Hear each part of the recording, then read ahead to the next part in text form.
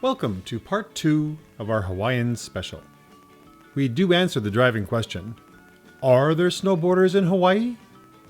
Kristen and I continue to discuss our adventures and food in interesting locations, possibly getting lost in a very dark lava cave.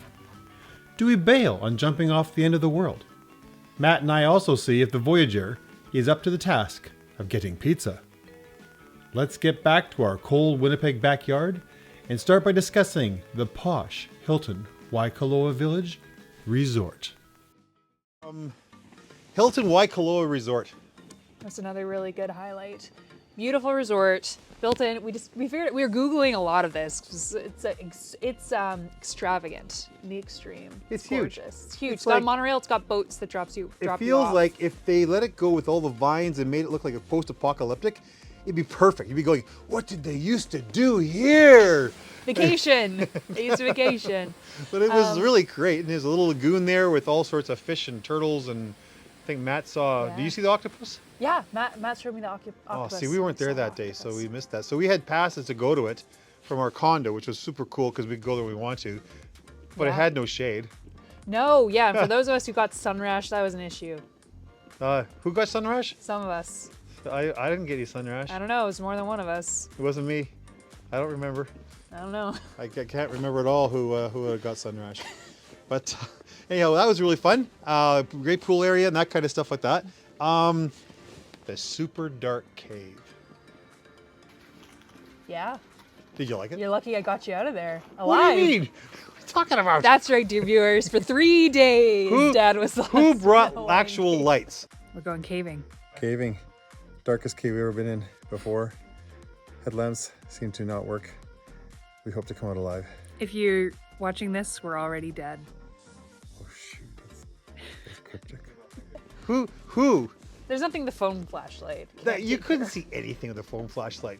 It's like so dark. It just sucks up phone flashlights. Yeah, it's these like lava tubes, of which there are many on the Big Island of Hawaii, and there's one like right by the road you can just kind of waltz into, and the headlamps were useful. Thank you. Thank you. So we wound our way back to I don't know. We didn't go that deep. No, I'm too nervous. I don't want to get lost in that thing. Yeah, That'd be I have a pretty- healthy amount of fear. That's also not a very bad thing as well there. Let's see. We had some pretty good food. One of the places that was unique was Ken's Pancakes Oh yeah, Ken's Pancakes, classic. It's on the rainy side of in Hilo. Huge pancake stacks. There were 5 of us on vacation. We were hungry. We'd done a hike. We'd done a lot of Yeah, stuff. we'll talk about Narnia next. And we ordered 2 servings of pancakes for That was 5 hungry adults. Yeah, but one was the red, white, and blue, which is literally like American flag with whipping cream, blueberries, strawberries. Yeah, Was that it? Yeah. Anyhow, that was my and favorite one. macadamia nut. The American flag one was. Yeah, the mac. Yeah. Other than that, I don't know if we had any real special Hawaiian food. We did. What We did had have? Oh, the broke the mouth. Grinds. Okay, that's the world's worst name for a restaurant. Broke the mouth. It's like, did it actually break your mouth? Like, I don't Because get it it. was so good. My mouth will never be the same. Oh, maybe. But it had the weirdest. It had the weirdest sign. It was like a, I don't know, like a teenager took something Hawaiian and made it evil. It was yeah, it was hip. It was Okay. trendy. It was Maybe hip and I'm just trendy. not hip. They had a really good karaage chicken. Yeah, that was probably one of our cheapest, best foods that we had during there. That was pretty good. That was for sure. Yeah. We had a lot of Costco food court, but you'll notice us not spending much time with that. Exactly. Narnia is not on a map. That you're I not. don't know if legally we should be saying this. It's a path. It's just you have to find it, and it's just Okay, it's an undisclosed location in Hawaii with some beautiful waterfalls. Yes. We'll say no more. that we jumped off some stuff. Yeah, we jumped off some waterfalls. It was really great. If you become a premium subscriber, perhaps we'll drop you a Google Map pin and you too can find what we're talking about. Well, you know how to add extra value. I just didn't know you had it in you. My business partner. I'm a wheeler and dealer at heart, and for only $1,000 a month, you can gain access to exclusive content like the Exclusive. singular Google Map pin and other stuff that I'm Other sure stuff. we'll come up with. Yeah, probably some, maybe T-shirts or something. Yeah. who Oh would yeah, want I have cool, a lot of good T-shirt cool ideas, car, actually. crap car T-shirts. I think would be like a hit. Oh, I'm talking Orca T-shirts. Okay, the Orca ones are pretty funny. Okay, well our mics died, Yeah. So we had to like fix that. So you'll notice the continuity experts will once again Yes, go, wait the a minute. continuity experts are on the case. They find a lot of things wrong with our videos probably, but no one's told us yet. So you know what? They make mistakes in pro video too. So there Yeah, you we're just go. gonna have to fire our continuity expert. Exactly. It's me. So we're on to end of the world, which literally is kind of the end of the world. South Point, Kristen. Most southern point in the U.S. Yeah, I think so because, well, the bakery that we're going to go to next is the most southern bakery in the United States, so I suspect that this is even more south. One would think. I think it's windy. They say it's windy. What do you think? It's a little windy. It's a little chilly. We were considering going cliff jumping, but the weather doesn't seem to call for it. And there's a really crappy ladder over there that I have some B-roll of that I do not want to climb up either. Our son Matt convinced us to go here, and he was going to jump, but he's also holding the camera. He looks vexed. He doesn't look happy with that comment very much.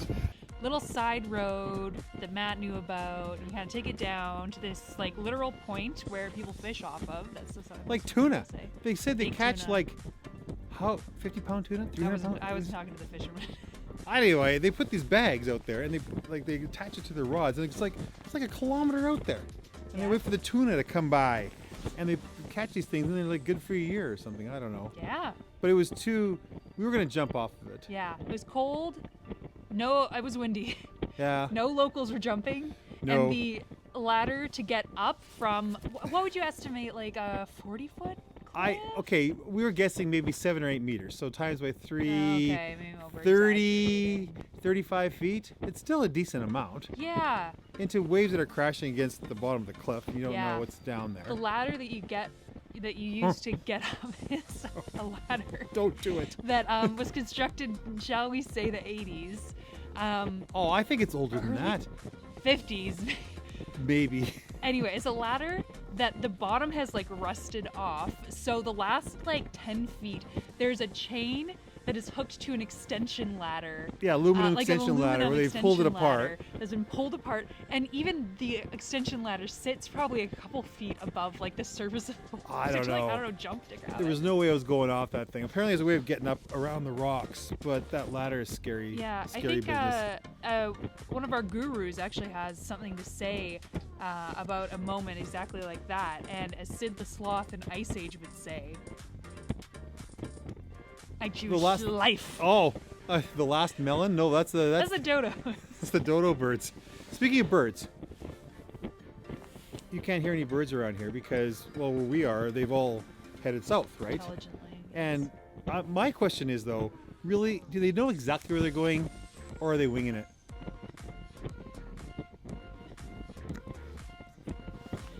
I was ready to come back with a smart comment about how they have magnets in their brains. That would have been better. They do. Anyhow, we didn't jump off the end of the Anyway. world. We did have malasadas at the bakery, Southernmost Bakery, and Yeah. those were the cheapest and kind of medium quality, I'd say. Yeah, they weren't fresh, but the one that I had was passion fruit. It was Okay, we're driving inside the 2023 Chrysler Voyager. Yes, not the Pacifica, the Voyager. So I'm the one who is the key driver here, and Sherry, my wife, was the secondary driver, which I never thought through before we were going to do this little review. So Matt never got to drive it, but he's been in most of the passenger seats. Yes, I've been in the passenger seats, and other than that, I've been driving a giant Ford F-150 while I've been here. Well, there you go. And it's a little bit worse on gas than this thing. This has not been great on gas. It's rated at 28 miles per gallon US gallons for the highway, and we saw that once. Most of the time 24, 25, which is, if we're doing liters, is basically below 9 liters per 100. Yeah.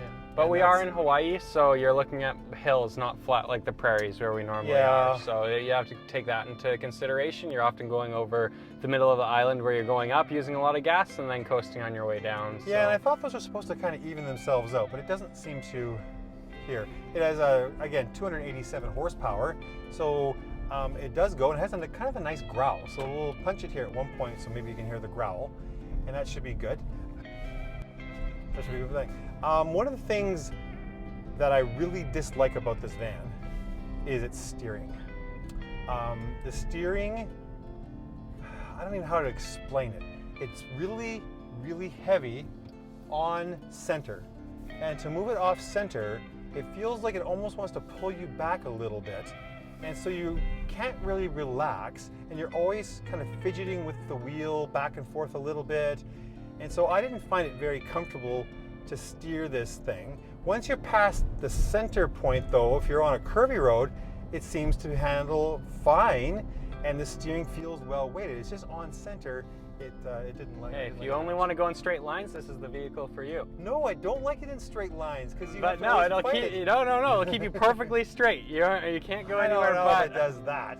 Oh, look at Mauna Kea. That looks beautiful, lit up the top there. Yeah. So let's see. What else would we know about this van? In terms of driving it, suspension seems relatively soft overall. It's a van, so it's. Would you say it feels fairly soft on your side? I know in the back we were getting a little bit thrown around over speed bumps and stuff where you get tossed, but that's Yeah, just you know what? life I'd of- say it actually drives quite well in terms of suspension. It's not loose and goosey. I just don't like the steering of it very much. The transmission, however, and this is going to be one of our big sticking points when we come to conclusion, it is a 9-speed automatic. And it has kind of a bad rap. 2017, the first ones came out, and they had lots of trouble with them.